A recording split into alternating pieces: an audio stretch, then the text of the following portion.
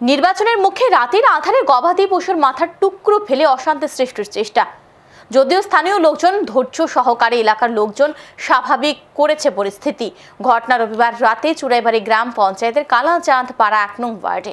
অভিযোগ, রাতের বেলা অজ্ঞাত পরিচয় এক দুষ্কৃতিকারী স্থানীয় বাসিন্দা দেবুদের বাড়িতে যাওয়ার রাস্তায় গবাদি পশুর মাথার একটি টুকরো ফেলে রাখেন। ঘটনা দেখতে পান দেবুদের মেয়ে। ঘটনায় রাতভর চাপা উত্তেজনা বিরাজ করে স্থানীয় এলাকাবাসীদের মধ্যে। রাতেই ঘটনার খবর পেয়ে তদন্তে নামেন জেলা পুলিশ সুপার। উনার নির্দেশ অনুসারে ছুটে যান চুড়াইবাড়ি থানার ওসি সমরেশ দাস, মহকুমা পুলিশ আধিকারিক দেবাশিস সাহা। রাতভর মোতায়েন করা হয় পুলিশ ও আধা সামরিক বাহিনীর এলাকায়। সোমবার কৈলাসহর থেকে ফরেন্সিক টিম আসে ঘটনাস্থলে। পুলিশ মামলা নিয়ে তদন্তে নেমেছে। পুলিশ সুপার জানান, জেলার বেশ তদন্তকারী আধিকারিকদের নিয়ে টিম গঠন করা হয়েছে। পরিস্থিতি শান্ত রাখার এলাকার লোকজনকে ধন্যবাদ জানান তিনি।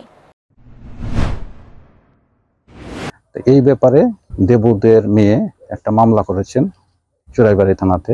আমরা মামলা নিয়েছি, একটা টিম গঠন করে দিয়েছি। উত্তর ত্রিপুরা যারা বেস্ট আয়ু যারা আছে ইনভেস্টিগেশন অফিসার, তাদেরকে নিয়ে একটা আমরা টিম তদন্ত একটা দল গঠন করে দিয়েছি।